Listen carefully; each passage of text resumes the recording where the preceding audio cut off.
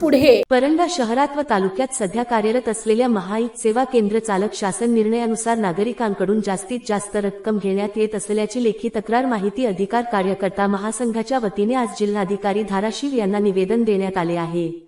दिलेल्या निवेदनात पुढे म्हटले की तालुक्यातील नागरिक आपल्या कामासाठी लागणारे विविध प्रकारची दाखले व उत्पन्न, जात, नॉन क्रीमी लेअर, EWSE, अंत्योदय रेशन कार्ड इत्यादी तसेच संजय गांधी योजना, निराधार योजनेचे देखील कामकाज या सेवा केंद्रामार्फत चालते।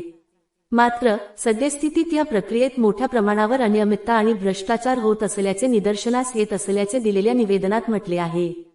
तसेच शासनाने ठरवून दिलेल्या दरापेक्षा जास्तीची रक्कम घेतली जात आहे। सर्वसामान्य नागरिक आणि विद्यार्थ्यांकडून उघडपणे उकळले जात आहेत। ही एक प्रकारची आर्थिक लूट आहे। अधिकारी कर्मचारी यांच्या केंद्र संचालक संगनमत करून महाईत सेवा केंद्र चालक, तहसील कार्यालयातील संबंधित कर्मचारी आणि उपविभागीय SDO कार्यालयातील काही कर्मचारी यांच्या अर्थपूर्ण संगनमतामुळेच ही लूट सुरू असल्याचा दाट संशय आहे। शासकीय कार्यालयाचे स्वरूप जणू काही खाजगी दुकाना सारखे झाले आहे की काय असा प्रश्न उपस्थित होत आहे।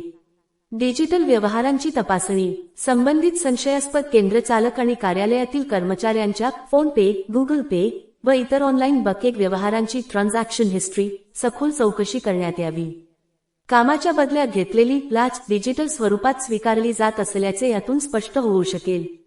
पारदर्शकतेचा अभाव, अनेकदा जाणीवपूर्वक कागदपत्रांमध्ये त्रुटी काढून सर्वसामान्यांची अडवणूक केली जाते आणि पैसे दिल्यास तेच काम तातडीने केले जाते। या भ्रष्ट साखळीची चौकशी होणे अत्यंत गरजेचे आहे।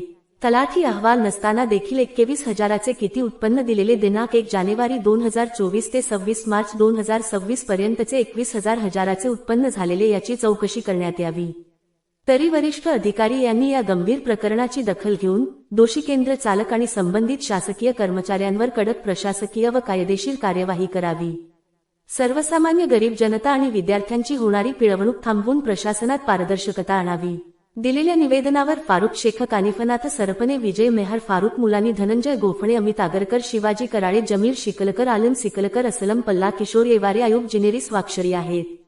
निवेदनाच्या प्रती खासदार ओमराजे निंबाळकर, आमदार तानाजी सावंत, महसूल मंत्री, उपजिल्हा अधिकारी बूम, तहसीलदार परंडा यांना देण्यात आल्या आहेत। जनहितार्थ न्यूज एक पाऊल पुढे। मुख्य संपादक धनंजय गोफणे।